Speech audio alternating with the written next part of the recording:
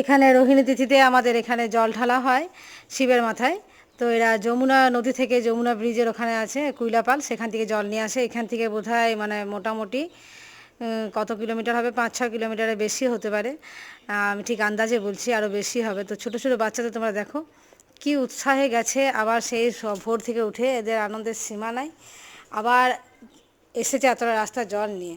অন্যবারে কি হয়, এরা যায় তোমার বাইকে করে বা হয়তো গাড়িতে করে যায়, এবারে কিন্তু হেঁটে গেছে, হেঁটে এসেছে।